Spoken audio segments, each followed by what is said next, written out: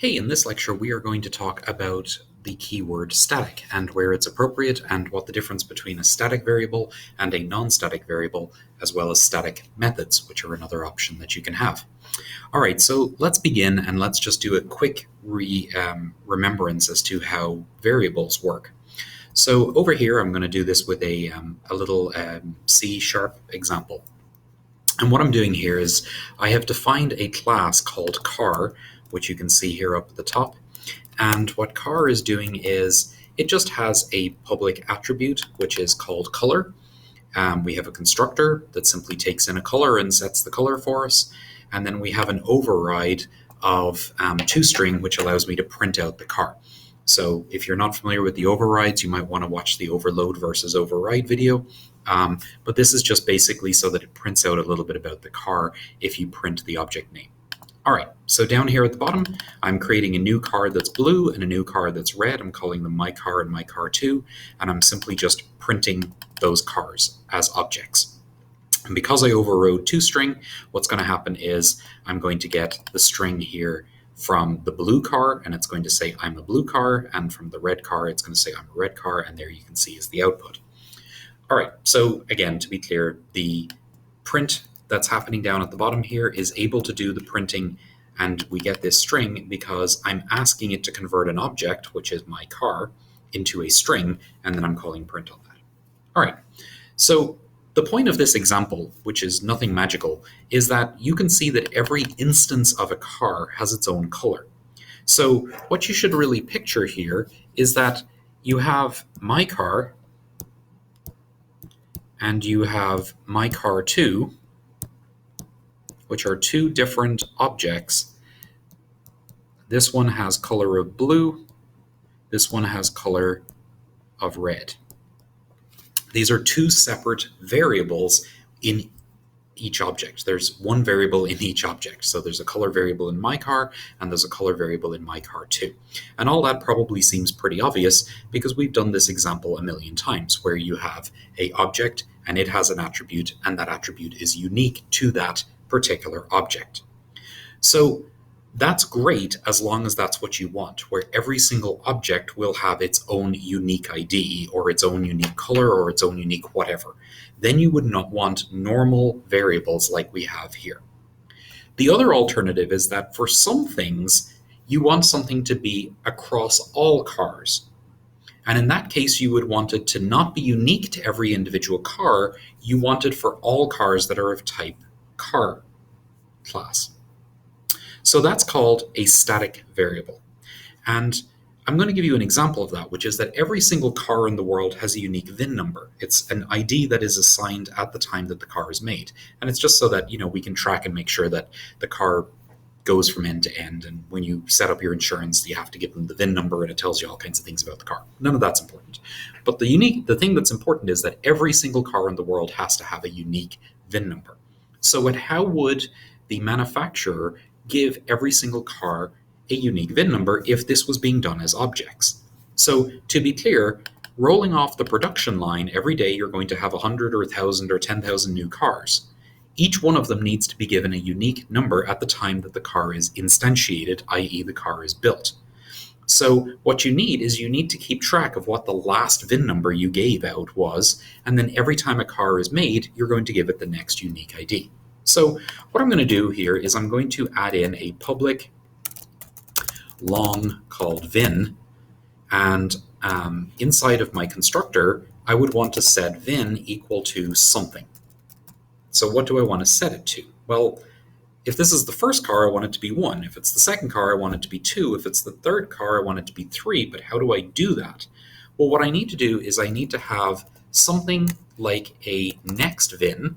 So we're going to start off and say public long next VIN, and we're going to set that to 1,000 because the first car is going to be 1,000. Cool, so I'm just going to say next VIN, and life is good. And then when I'm printing out the car, I'm just going to also say my VIN is, and I'm going to print out the VIN.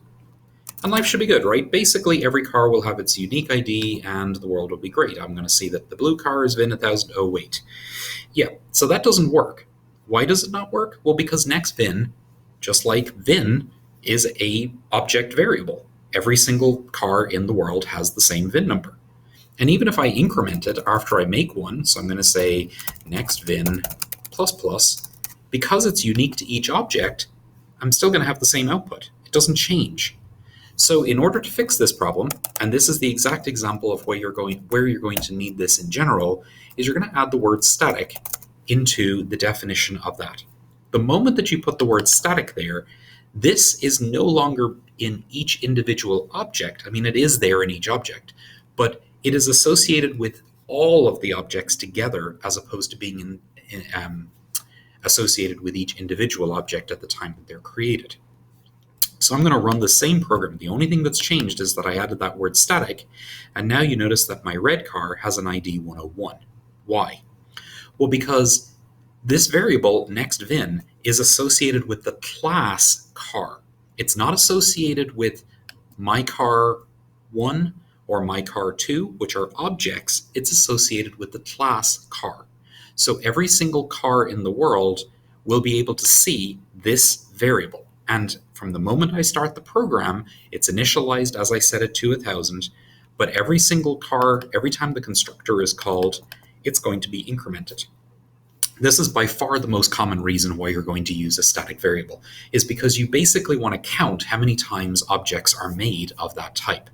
So, to be clear, color is not static, and therefore it is associated with each individual object. My car has a color, my car 2 has a color, my car 3 will have a color, and they're all separate and unique, just like I drew in that picture. But if you were going to put in the VIN, or the next VIN, I think I called it next VIN, is that what I called it? Yeah, the next VIN, I would put it in here. And it was originally 1,000, but when this constructor was fired, that would have been incremented to 1,001, and when this constructor was fired, that would be incremented to 1,002. And if my program were to continue making more and more cars, then it'll keep incrementing as the cars are being made. So down here, I'm going to make a 3, a 4, and a 5. And there's nothing magical about the variable names. Okay, they're all going to be red for some reason. We're just making red cars today. But when I go ahead and I print out car 5, you're going to see that it will have a VIN number of 1004 because it's the 5th car. All right, I also get some errors about my car 3 and 4 were never used, and that's fine. Okay, so hopefully that explains to you what a static variable is. Common examples of where you're going to need a static variable. This VIN example is a great example. Employee ID.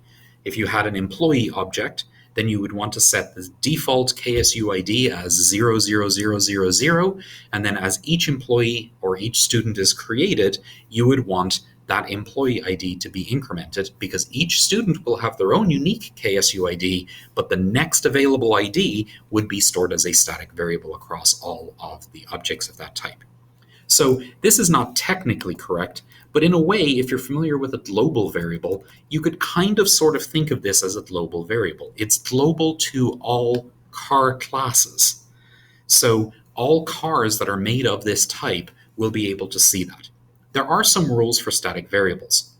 You are not allowed to just randomly change with the static variable inside of one of the cars. So for example, if I come down here and I say my car 5 dot next VIN equals 2, I'm just going to capitalize that N because apparently that's what I did up on top, which is not great style, but there you go.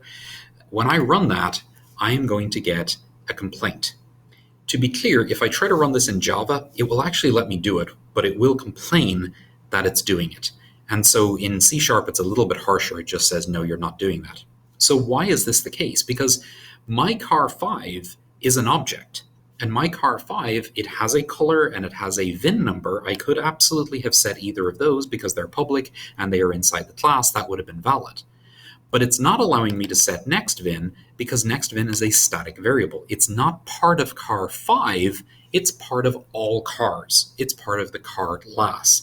Therefore, it's not correct for me to access or modify a static variable directly outside of the class. So, what would happen if I went down and I changed that from my car 5 to just car? Well, now it's going to compile, and that's probably a little bit confusing to you as to why that works. To be clear, there is no object named car. There is just class named car, which is up here. So when I'm saying car.nextVin, I'm not setting it in any one of my objects. I'm setting it in the class. I'm directly changing a static variable in the class. Now, you can obviously have done setters and getters to help with setting this, and instead of me doing it directly and reaching in, these probably should all be private variables, but right now, for this example, just explaining the static, I just wanted to be able to directly reach in and change it. So again, if you wish to change a static variable, you would have to address the class name, not the object name. These are all object names. My car2, those are object names. They are of type car, but they are objects. This is a class. I am directly accessing the class name and setting nextVin to 2. All right, so that is how you use a static variable, and it's how you are going to talk about static variables. So it is also possible to have a static method. A static method works very similarly to a static variable.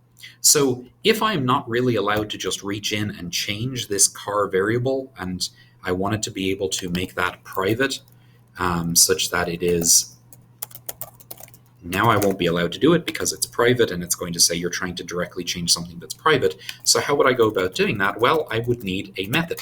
So I might say something like public. I'm going to do it wrong first just to show. So I'm going to say public set nextVin. I'm going to take in a long, which I'm going to call x, and I'm going to say nextVin equals x. And down here, I'm going to attempt to say car.setNextVin, and I'm going to pass it in this 2 like I did. This is not going to work. Why is this not going to work? Because I'm being inconsistent. I'm trying to access a static method because I'm calling it on the object, I'm calling it on the class, not on the object. So this is not valid, and that's why I'm getting an error. The error class structure interfaced must have a return type. Well, that's also true. That's not the error I was expecting to get. That's just because I forgot to do that, but now I'm going to get an error that I cannot call that. The object reference is required to access non-static members. So I'm trying to call something that's not static, but I'm trying to call it in the class. That's not allowed. So in order for me to be able to call this the way that I did it, I would have to say static, public static void set nextVin. Now it's perfectly fine, and I'm able to do it. And the next car that I create, so I'm going to create a car after this, car number 6, you're going to see that car 6 will have an ID of 2, because it's going to be set to 2 after I set it to 2. And there it is, car 6 as VIN number 2. All right, so the important parts here are, if you wish to call a static method, you must address the class, not the object. If you wish to set a static variable, you must address the class, not the object. If you wish to set a non-static variable, then you must address an object, not a class. And likewise, if you're calling a non-static method, you must address an object, not a class. So I'll just do 2 more quick examples down here. So in my class up here, I have a method called, I don't have any methods. So what I'm going to do is I'm going to have public void drive, which takes nothing in, and it just prints vrum. Okay, so if I try to call drive, what am I going to call it on? Well, I did not specify that it is a static method, therefore I can only call it on objects. So I would be able to say mycar6.drive, and that would be perfectly valid. And when I run that at the end of my output, I'm going to see vrum. C#. Yay. All right, let's try that again. And you can see I get the vrum down at the bottom, whereas if I try to call that directly on car, I'm going to get an error. Not valid, because that is not a static method. If I change this up here to static, then all of a sudden that's going to be valid. I get vrum, but if I come down here and say mycar5 or mycar6.drive, I'm back to getting an error because I'm trying to call a static method in the context of an object, which is not allowed. So if it is static, you must call it in the context of the class, not in the context of the object. If it is not, you must call it in the context of the object, not in the class. To be fair, Java will do it more often, but it will complain in one way or another. You'll see it underlined, and depending on the compiler, it may just flat stop you, or it may allow you to do it, but kind of groan and moan about it. Either way, you should never do it. You should always address things in the correct way. So a static method is there, and it allows you to change things that are specific to the object. To the class. I keep saying object at the wrong moment. Static methods allow you to change things specific to the class. Okay, so if you're calling a static method, it's also called a class method instead of a static method, so you'll hear it interchangeable. The object does not have to be instantiated. You can call car.setNextVin before you create any objects. That's perfectly valid because you're changing a class variable. The method becomes static by adding the static keyword, so public static whatever. The main method in Java is a static method. Now let's talk about that for just a moment. So here is my main method in Java for any program that I've ever written, and we've kind of talked about this a few times. The main method is always going to be listed as public static void main. Why? Why public? Well, because you're calling it outside of this object. This is inside of a class called main, and I'm calling it outside of there. If the word public is not there, the program could not be started. Why static? Because I don't want to have to create an object of type main. To be clear, this is in a class called main. So in order to be able to instantiate the program, if the word static were not there, I would first have to make an object of type main, and then I would have to call main, the method main, lowercase main, inside of that class. And that is not something that I want to have to do, so therefore you're always going to see the main method as being static so that it can be directly called by the execution.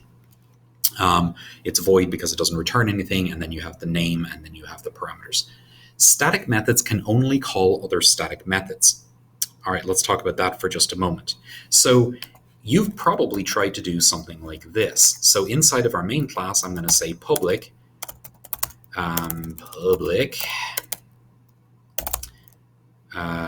void do stuff.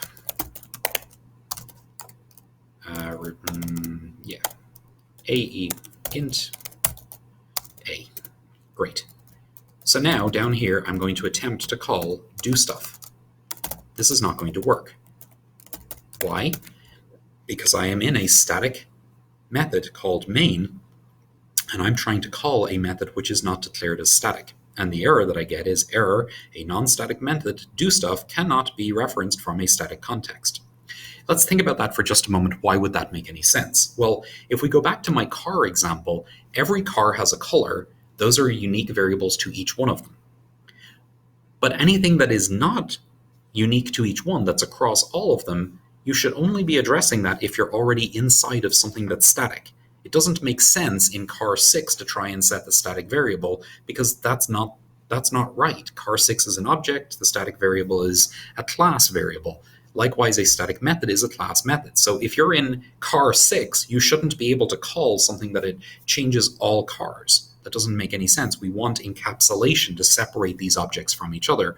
So you can only call static methods from inside other static methods. So to fix this example that I was just doing here in Java, I tried to call do stuff and it said, no, you can't do that. I simply have to declare it as static, and now all of a sudden it will let me call it. Of course, it does nothing, but it will let me call it, and I won't get an error anymore. Okay, you're just going to have to take my word for it that there's no error because I'm not going to sit here and wait for that. All right, so static methods can only be called from other static methods. Static variables should only be changed inside of static methods. It is possible to have a static class. It is possible to nest a class inside of another class. This is not done very often. You'll see it once in a blue moon, very specifically when we get to the end of the semester. We'll show you an example of that, but for right now, you can just push this out of your brain. It is possible to put a class inside of a class definition so that you have a class inside a class. Not something you're going to do for a long time. We'll talk about it at the end of the semester.